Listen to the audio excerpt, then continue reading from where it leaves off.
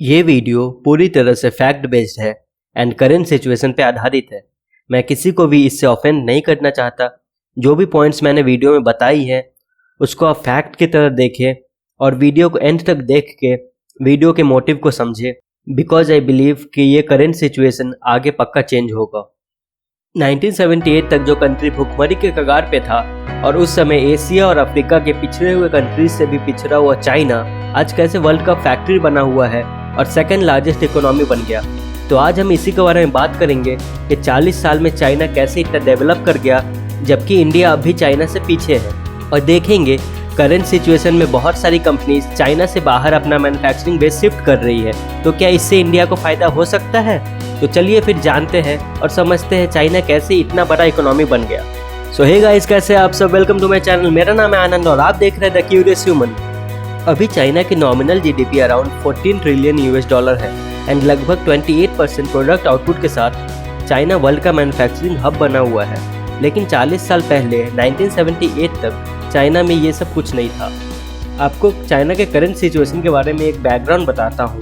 क्या आपको पता है पूरे वर्ल्ड का 80% एसी चाइना में बनता है, 70% मोबाइल या उसके पार्ट्स चाइना में बनते हैं, 60% शूज, 74% सोलर सेल और ऐसे ही न जाने कितनी और चीज़ चाइना में बनते हैं और उसको वो पूरी दुनिया में एक्सपोर्ट करता है। और इसके साथ ही जैसा हम कहते हैं चाइना सिर्फ सस्ती चीज़ें बनाता है, बट उन चीप प्रोडक्ट्स के साथ ही दुनिया के टॉप लग्जरी ब्रांड्स की भी 60% मैन्युफैक्चरिंग चाइना में होती है। तो इस करेंट चाइनीज सिनेरियो को समझने के बाद चलते हैं कि चाइना कैसे यहाँ तक पहुँचा।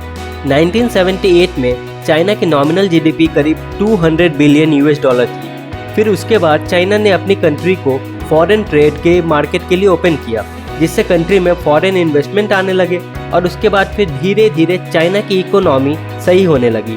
और कुछ समय बाद ऐसे ऐसे पॉलिसी लाए गए जिससे बाहर से आने वाली कंपनीज या वहाँ की लोकल कंपनीज को फ़ायदा हो सके और वो चाइना में और इन्वेस्ट करना चाहे।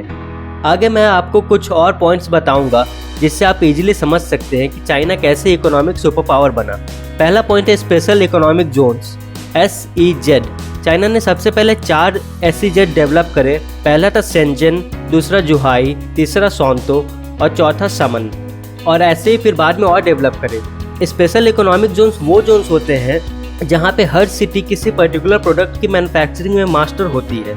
और जैसे एग्जांपल के तौर पे यूएसए में जैसे सिलिकॉन वैली है, वैसे ही शेंजन को भी चाइना का सिलिकॉन वैली कहा जा सकता है, क्योंकि यहाँ पे बड़ी बड़ी टेक कंपनीज ने अपना मैन्युफैक्चरिंग बेस सेटअप किया और फिर धीरे धीरे और भी SEZs को बनाया गया और इससे चाइना और आगे बढ़ा।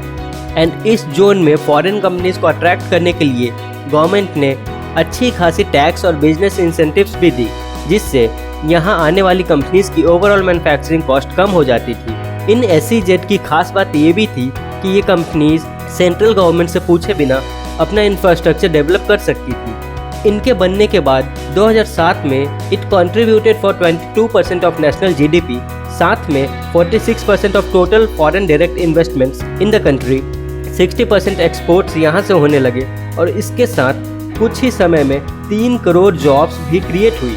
तो आप इसको इंडिया से कंपेयर करें। क्या आपको पता है इंडिया में SEZ कहाँ है? अगर है तो वो कितने हैं एंड वो कितना कंट्रीब्यूट करते हैं नेशनल जीडीपी में, एंड वो किस किस डिफरेंट प्रोडक्ट्स के लिए कहाँ कहाँ सेटअप करी गए हैं? तो आप उसे एक बार चेक कीजिएगा। सेकंड पॉइंट है इंफ्रास्ट्रक्चर डेवलपमेंट। किसी भी कंट्री के डेवलपमेंट के लिए उसके इंफ्रास्ट्रक्चर की डेवलपमेंट बहुत ज़रूरी होती है। पहले बेसिक इंफ्रास्ट्रक्चर, फिर एडवांस्ड। बेसिक में हमारे कन्वेंशनल चीज़ें आती है जैसे rails, roads, transport system, energy resource, water conservation और भी चीज़ें। तो इन चीज़ों को तो चाइना ने अच्छे से कर लिया था और उसके साथ ही उन्होंने एडवांस चीज़ों पर भी फोकस किया, जैसे 5G, artificial intelligence, industrial internet of things, fibre optics और भी ऐसे ही एडवांस टेक्नोलॉजीज़। लेकिन अगर आप इसको इंडिया से खुद ही कंपेयर करें तो आप समझोगे कि इंडिया इंफ्रास्ट्रक्चर के मामले में चाइना से अभी पीछे है, क्योंकि सबसे बेसिक चीज़ जो रोड्स है, कितनी जगह तक अभी भी पक्की सड़कें नहीं बनी हुई है।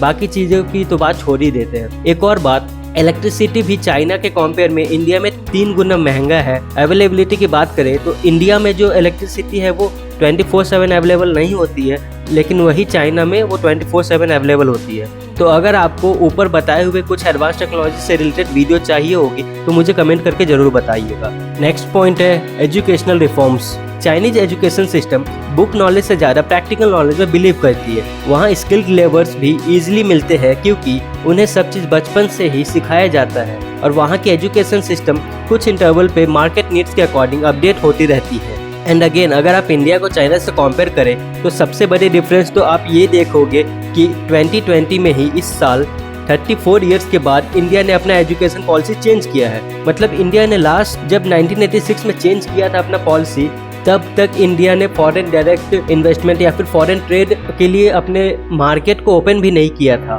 तो अगर कोई स्टूडेंट 2020 में आके 1980 की चीज़ें पढ़े तो कहाँ से वो 2020 के हिसाब से स्किलफुल स्टूडेंट बन पाएगा। हालांकि जब 2020 में न्यू एजुकेशन पॉलिसी आई है तो अब देखते हैं कि इसको इम्प्लीमेंटेशन में कितना टाइम लगता है और कैसे इम्प्लीमेंट होता है ये।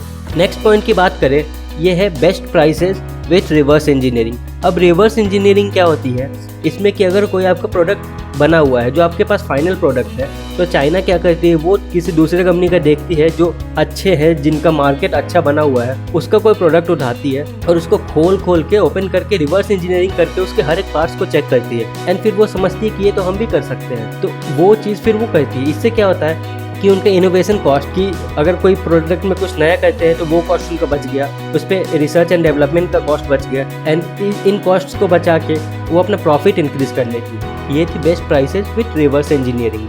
नेक्स्ट पॉइंट है एफिशिएंट लेबर।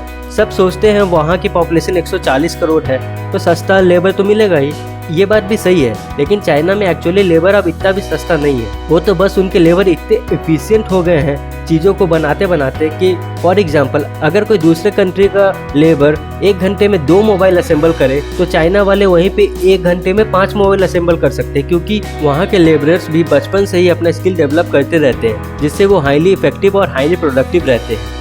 नेक्स्ट पॉइंट है स्टेबिलिटी ऑफ गवर्नमेंट। चाइना की गवर्नमेंट स्टेबल रहती है क्योंकि वहाँ पे कम्युनिज्म है, वहाँ पे एक ही पार्टी पूरे सत्ता को चलाती है, तो इससे कंपनीज को सोचना नहीं पड़ता कि ये पार्टी आएगी या वो पार्टी आएगी। वहाँ पे सेम पार्टी रहेगी, सेम पॉलिसी रहेंगे, सेम टैक्स रहेंगे, तो वहाँ पे कुछ चेंजेस नहीं आता। जबकि वही अगर हम डेमोक्रेसी की बात करें इंडिया में तो ये चेंज होते रहते हैं कि कंपनीज को सोचना पड़ता है कि अगर अगले बार ये पार्टी आ गई तो क्या वो हमें सपोर्ट करेगी। ये भी एक पॉइंट है, लेकिन इसमें क्या है कि इस मामले में हम कुछ नहीं कर सकते क्योंकि इंडिया एक डेमोक्रेसी है और democracy is far better than communism. Next point है इंडस्ट्रियल नेटवर्क क्लस्टरिंग। इसमें क्या होता है, इसको मैं आपको एग्जाम्पल के थ्रू समझाता हूँ। चाइना ने क्या किया हुआ है कि एक सेंट्रल सिटी कोई रखा हुआ है, उसमें मानो वो कोई एक मोबाइल बना रहा है। मोबाइल के जितने भी अलग अलग पार्ट्स हैं, जैसे कैमरा, उसकी बॉडी, उसकी प्रोसेसर, या ऐसे ही और भी अलग अलग चीज़ें, तो उन सबको वो अलग अलग सिटी में बनवाती है। एंड फिर बाद में हर एक सिटी से रेलवेज के थ्रू या हाईवेज के थ्रू वो उस पर्टिकुलर लास्ट पॉइंट पे आती है एंड वहाँ से असेंबल होकर फिर वो एक्सपोर्ट होता है। ऐसे ही हम लोग इंडिया में भी कर सकते हैं। आपको एग्जांपल बताता हूँ, जैसे अगर हम मध्य प्रदेश में स्टार्ट करें, वहाँ पे हम एक सेंट्रल लोकेशन रखें जहाँ पे फाइनल असेंबली होगी। एक साइड मध्य प्रदेश के राजस्थान है, एक साइड छत्तीसगढ़, यूपी और वैसे महाराष्ट्र भी नीचे में है। तो ऐसे ही सेंटर में अगर हम एमपी को रखें और चारों साइड से अलग अलग प्रोडक्ट्स बन के आए और वो वहाँ पे एमपी में असेंबल हो, तो इसे हम लोग कहेंगे इंडस्ट्रियल नेटवर्क क्लस्टरिंग। तो इससे क्या होता है कि हर एक स्टेट एक किसी पर्टिकुलर प्रोडक्ट के लिए जाना जाएगा, वो प्रोडक्ट वहाँ से बना के वो एक पर्टिकुलर सेंटर में भेजेगा और उस सेंटर से फिर वो एक्सपोर्ट होगा। नेक्स्ट पॉइंट है ऐसे ही कुछ अदर पॉलिसीज और रूल्स, जैसे कि चाइना खुद से ही आर्टिफिशियली अपने करेंसी को डिप्रेस करता है, जिससे कि उसको एक्सपोर्ट करने में और एक फ़ायदा मिलता है, और करेंसी के डिप्रेशन को देख के फॉरेन कंपनीज और ज़्यादा अट्रैक्ट होती है उनकी तरफ बिजनेस करने के लिए। कुछ ऐसे भी पॉइंट्स है जो हर जगह लागू नहीं होते, लेकिन चाइना ने वैसा कर रखा है। चाइना में कोई फिक्स्ड वर्किंग आवर नहीं है, चाइना में कोई इन्वायरमेंटल रेगुलेशंस नहीं है, वहाँ पे मिनिमम वेज की थियोरी नहीं है, वहाँ पे चाइना में लेबर रूल है लेकिन वो उतना स्ट्रिक्टली इम्प्लीमेंटेड नहीं है, हेल्थ सेफ्टी नॉर्म्स नहीं है, जो ये सभी चीज़ें बिल्कुल गलत है, लेकिन वो ये अपना प्रोडक्टिविटी बढ़ाने के लिए ऐसा करे हुए हैं। तो मेरे हिसाब से ये सब कुछ पॉइंट्स थी जो चाइना को बॉटम टू टॉप लेके गई। बट अब ऐसा लगता है कि कंपनीज अब चाइना में रहना पसंद नहीं करती बिकॉज ऑफ प्रॉब्लम्स जैसे इंक्रीजिंग लेबर कॉस्ट, चाइना के अलग अलग कंट्रीज से issues, border dispute, chances of Wars and ऐसे ही बहुत सारी अलग अलग चीजें जो चाइना को पहले जैसा चॉइस नहीं बनाता मैन्युफैक्चरिंग बेस सेटअप करने के लिए। एंड इससे फिर वहाँ की कंपनी शिफ्ट होकर दूसरे कंट्रीज में जाना चाहेगी जो कंपनी को वो सब चीज़ दे सकती है जो उन्हें चीप प्रोडक्शन में हेल्प करे। तो क्या इंडिया नेक्स्ट हब बन सकता है? हम हमेशा कहते हैं India will be next manufacturing hub, but आप खुद डिसाइड करो कि अगर कोई कंपनी अभी चाइना से शिफ्ट करेगा तो वो इंडिया क्यों आएगा? सिर्फ चीप लेबर के लिए? नहीं ना।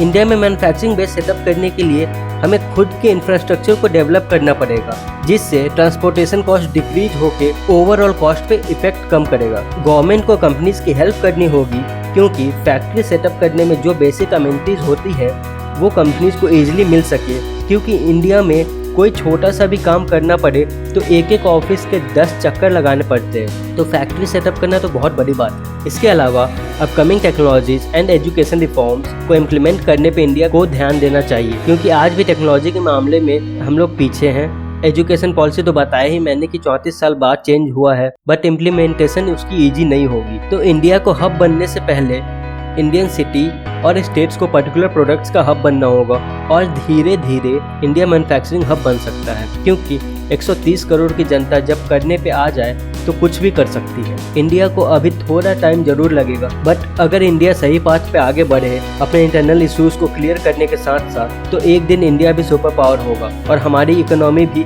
टॉप पर होगी। बस हमें कंधे से कंधा मिला के और दुश्मन की आंखों में देखते हुए उनसे आगे बढ़ना है। जय हिंद, वंदे मातरम।